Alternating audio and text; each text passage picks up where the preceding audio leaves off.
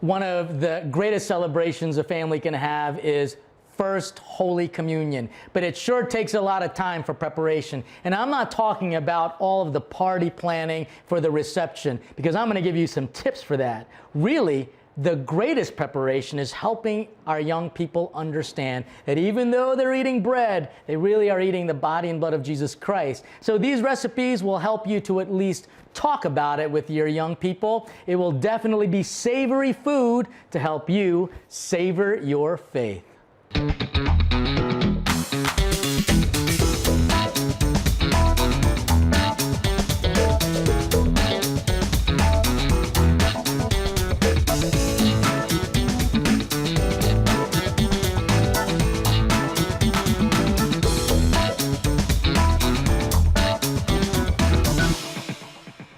So this menu is going to be all about helping young people to understand substantial bread, which is super substantial bread is the technical term, because the substance, even though it is bread in form, the substance is the body and blood of Christ. So we're going to be using a lot of ingredients to help young people and parents talk it out with each other. We're going to be using some bread, some meat, some red wine, and we're going to put it all together so that you could have a celebration with your family.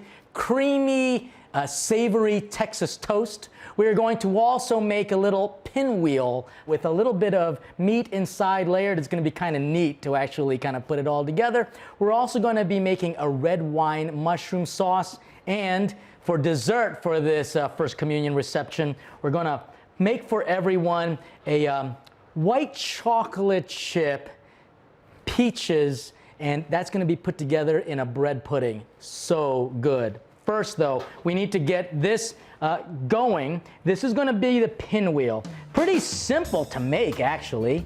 I'm going to be actually wrapping this in a phyllo dough, but rolling it out in a way so that when you finally cut into it, you kind of get like a little pinwheel action going. And all I'm doing is using a little bit of a New York strip steak. I'm going to cut this down very thin against the grain, because this is actually going to be layered in this puff pastry. Kind of explaining First Communion, it's not easy, let's just admit. And it really does require a sense of faith. And you know, if your child is celebrating First Holy Communion, you know what that means? It means that your child is developing a supernatural faith, trying to understand bread becoming flesh. And so this recipe might be a way to talk it out. I've got some puff pastry here, and the fact that I'm using puff pastry is slightly a miracle because I am not a baker. But I'm going to actually make this into a savory kind of presentation. So puff pastry is layered just like this, and what I'm going to do is kind of pull it out a little bit because I want to eventually put enough space so that I can put enough meat on here. Be careful, you don't want to break this up. Here, I'm going to simply take some of, you know what, we don't want the fat on here, some of this flat meat that we've cut down. Again, just removing some of the bigger pieces of fat because we don't want it to be greasy. And you can see what I'm doing is I'm just simply trying to cover up all of the pieces of the puff pastry with the meat, even if I'm spreading it around a little bit. I know you're going to have guests coming over, and you're going to have a good time with your family and your friends, and that's what we want you to do. We want you to make sure that it is a celebration of sort. So I'm going to season this up with a little bit of salt, a little bit of pepper, and then at the same time, I'm going to throw in some Italian herbs onto it. Let's use a little garlic as well. A little garlic powder definitely help. And then a little bit of oregano. All right, just shaking that all on there. You can see I'm just putting it all on a flat board so that it'll be easy to clean up at the end of the day. Now we roll it, and this will create the pinwheel effect. Simply just going to take the meat and begin rolling it down. Depending on the puff pastry, some parts might be lumpier than others. Don't you worry, because we're going to be cutting it down into little sections. It'll be perfect appetizers, bite-sized, flavorful meals. It's kind of nice because, you know, it doesn't mean that you have to create a big sit-down dinner. You can kind of just walk around, and the appetizers will definitely be substantial. Not super substantial, but substantial enough that it'll just make everyone say, this really is a celebration. A celebration with the menu based on what? Bread and meat. Okay, I've got this here wrapped up. If you've got a little pieces of the meat sticking out, just use the dough, the puff pastry. Puff pastry is an extremely difficult process to make, so if you want to do this by hand, give yourself a couple days. What I'm doing right now is just kind of spreading it all out, because it's going to basically now sit in a sheet pan, and I'm going to spray this down with a little bit of just nonstick spray to help it not stick and hopefully make things real simple for cleanup. So we're going to put this down in here. I've got my oven preheated at 450 degrees. Kind of nice. You'll see the little magic that occurs once this bakes. For about 30, 35, 40 minutes. Into the oven it goes. The oven is going to be used actually quite a bit. I'm going to actually clean this knife down because I'm going to use it again, and also give my hands a quick wash. While I do that, it's kind of fun to be able to at least ask people, how do you describe Holy Communion to young people? How exactly is that done?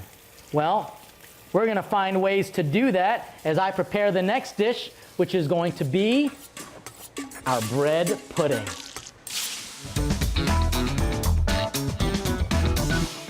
Receptions for Holy Communions are kind of funny because it's all about giving gifts to the child who received Holy Communion. What might be a good idea is to ask your child, what gift are they going to give to God as a result of proving that God is now beautifully present in their soul? You're probably going to think, my gosh, that baguette has seen better days. But actually, I let, from a different dinner party, let this sit out. I didn't need it all because I want to use it again. And this is a great way to let young people know that even though it's just bread, if you add the right things to it, namely grace, it changes it. And so what we're going to use is this bread to talk about the transformative property, actually transubstantial, the changing of the substance property, by making sure grace is part of their prayer. So what I'm going to use is this hard, crusty bread. You can see I'm actually putting effort into cutting it up. And this is obviously something you want to do instead of your kids doing it.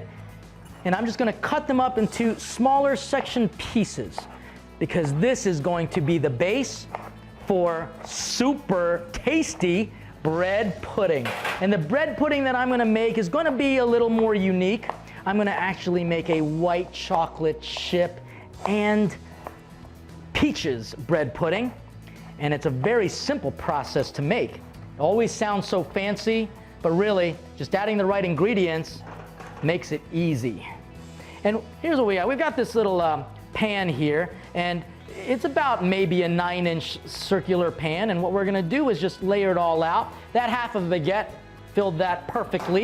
Now we are going to make the addition. We'll call this the graceful part. We're going to use 4 to 5 eggs. 1, 2, 3, and then we'll use 4. I think 4 will cover it for this one.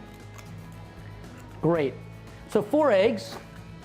I am now going to whisk this up, adding to it about a half a cup of just regular milk, perfectly measured. You can see something here about this. Even though I'm making a dessert, and everyone laughs at the fact that I don't always make desserts, this is an easy dessert. Half a cup of heavy whipping cream. I'm going to add maybe a 1/4 cup of just regular cane sugar. maybe even less than a quarter, maybe just like 2 to 3 tablespoons. And then a pinch of salt, believe it or not. We're also going to give this some extra flavor by adding just a drop of a lemon extract. There you go. Nice, bright. We're going to whisk this up. And we're going to also add to it as well some peaches, some canned peaches, cubed canned peaches.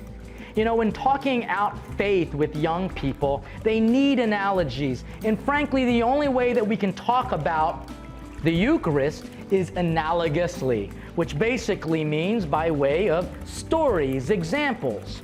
We're never going to be able to figure it out 100% completely, and that's where faith is different from fact.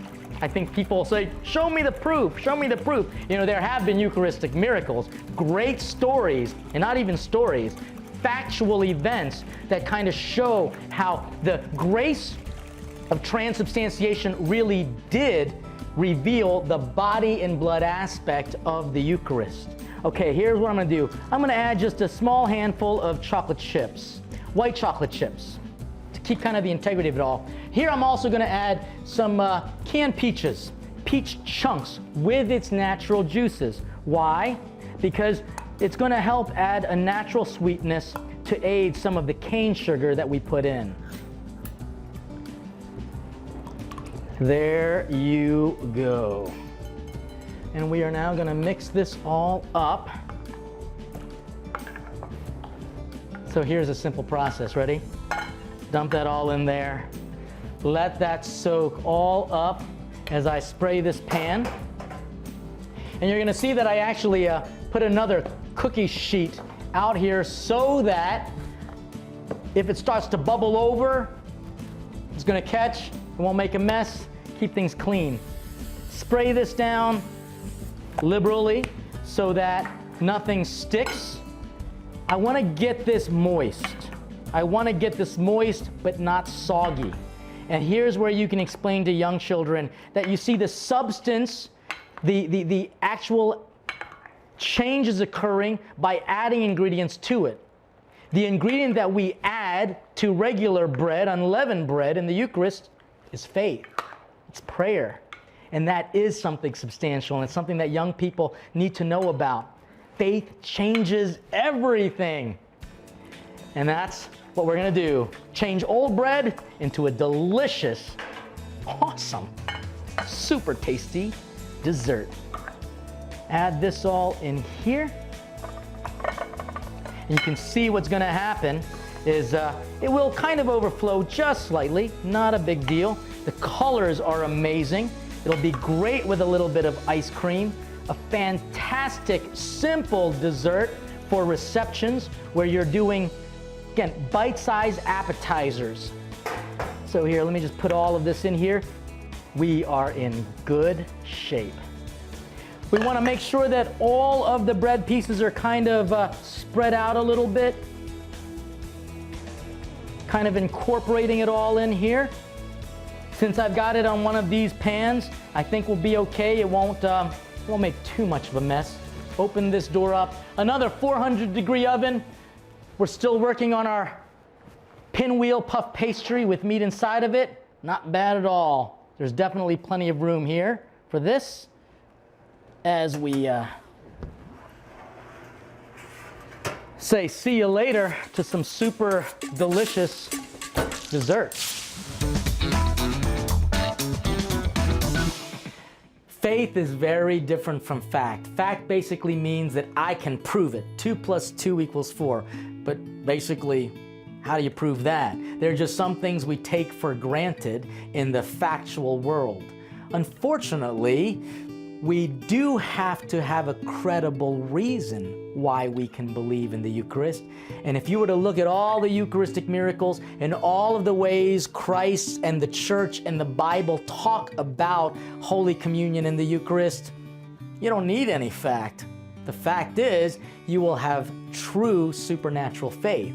And more importantly, you will know who that Eucharist really is. It's Jesus.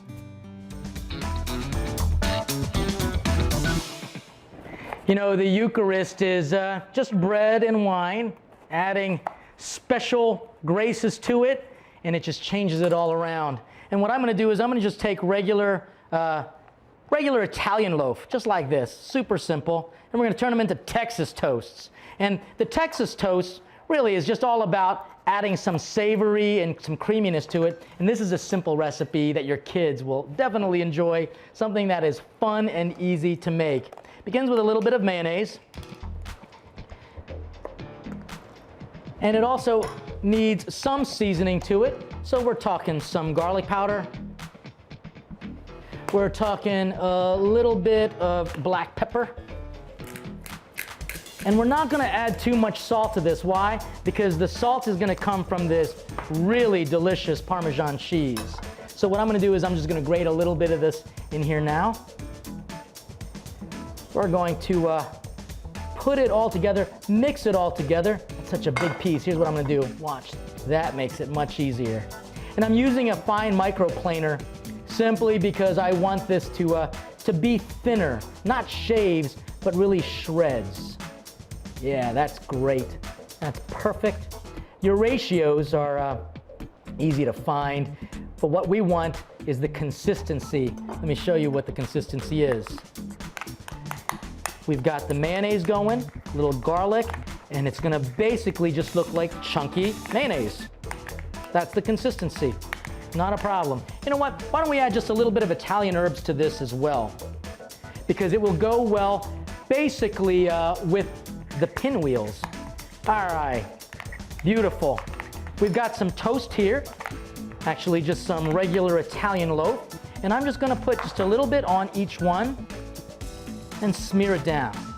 Super simple. And this is something your kids can help you with in preparation for their first Holy Communion.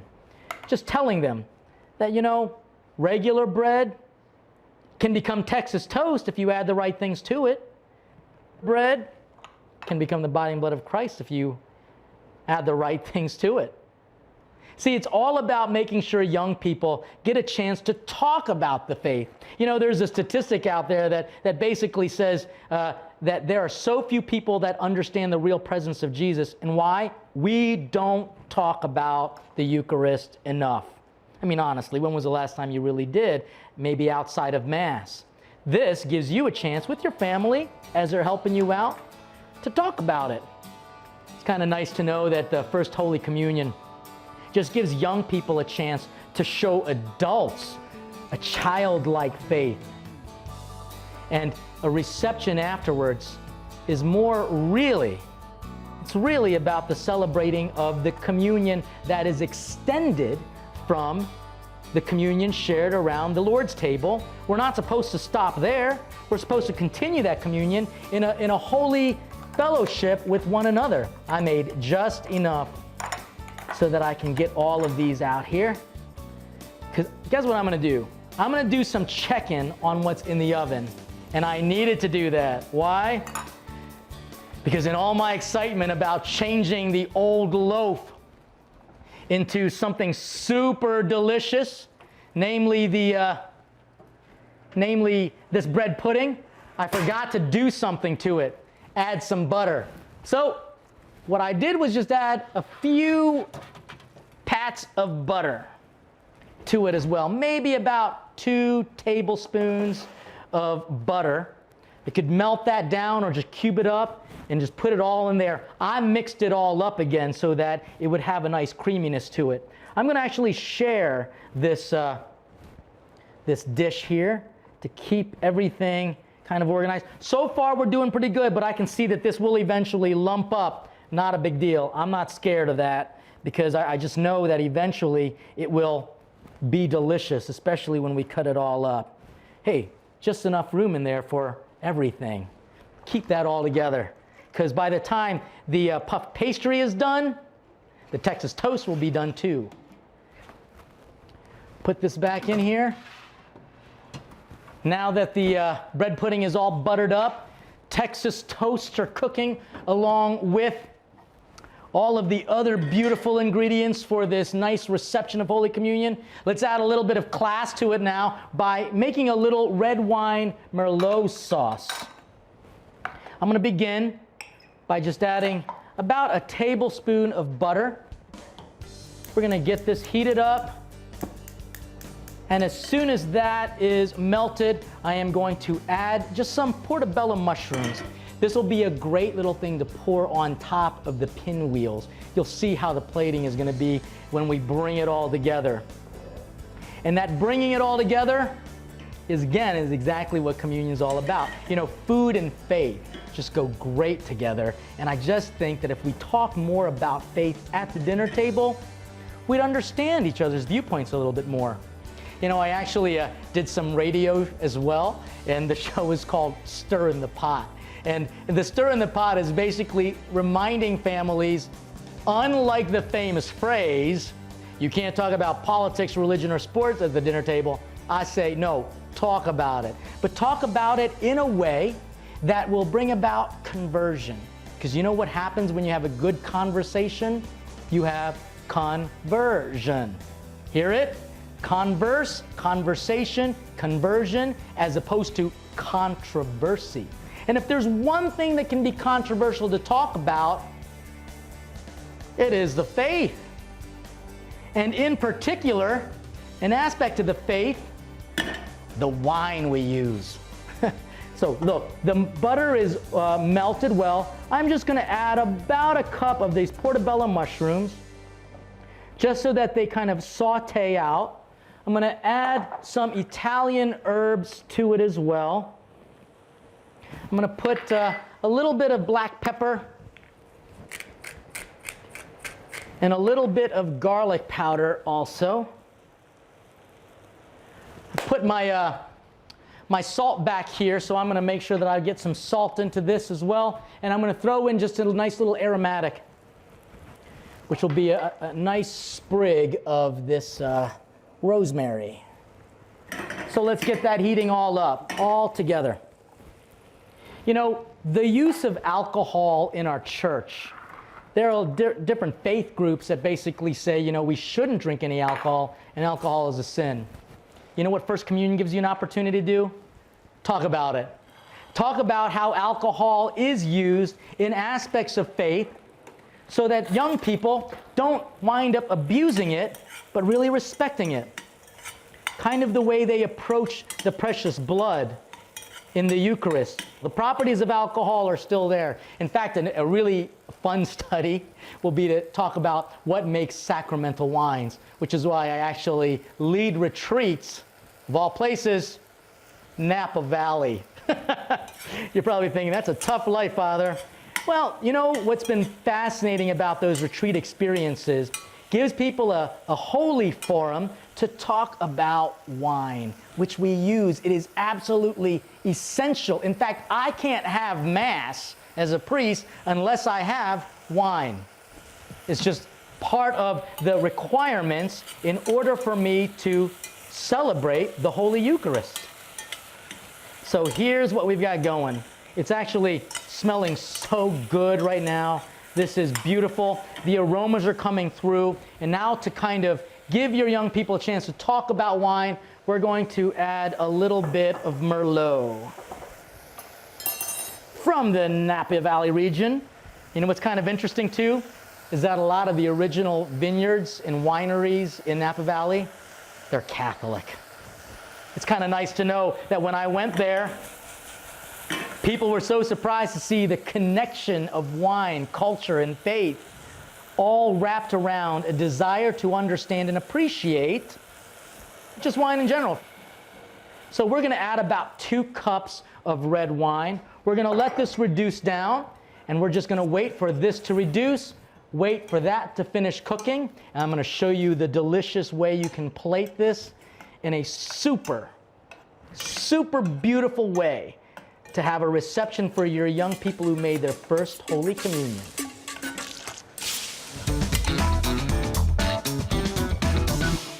Preparing children for Holy Communion is one of the greatest responsibility that the church has as a universal family, and moms and dads have as a domestic church family. And it is one of the greatest gifts that you can give to your children, knowing that even when they grow up and they've outgrown all of their childlike toys, there's one thing that will always stay with them, and that is their love and their knowledge for who Jesus is in the Eucharist.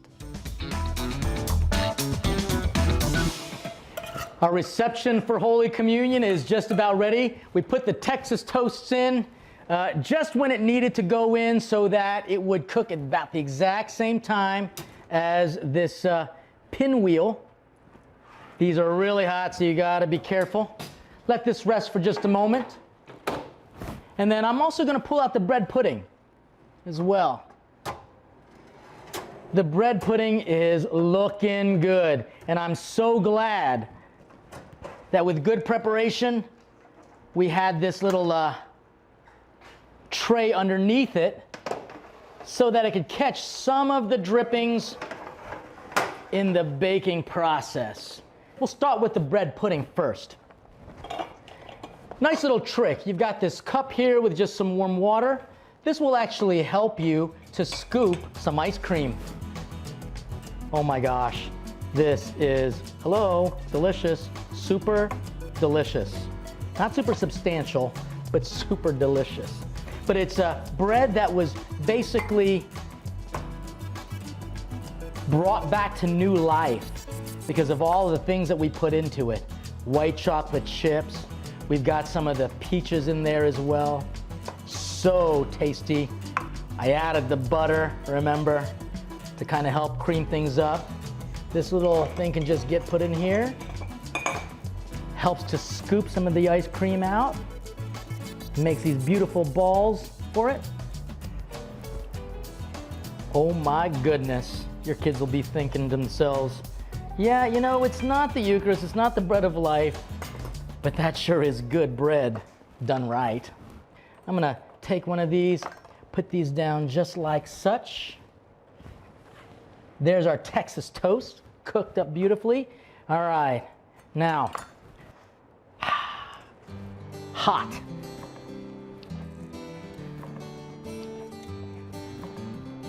Ah, great. Look at that. You see the pinwheel effect in all of that? Got the bread, and then we also have the meat. Super delicious. Let me put this on the side. I'm gonna put a little bit of this Merlot reduction with mushrooms on it. And what you have, not only delicious reception food, you also have a great dinner conversation. So, hope you enjoy this delicious recipe here. Raise a glass to our first Holy Communicants. You're watching Savoring Our Faith on EWTN.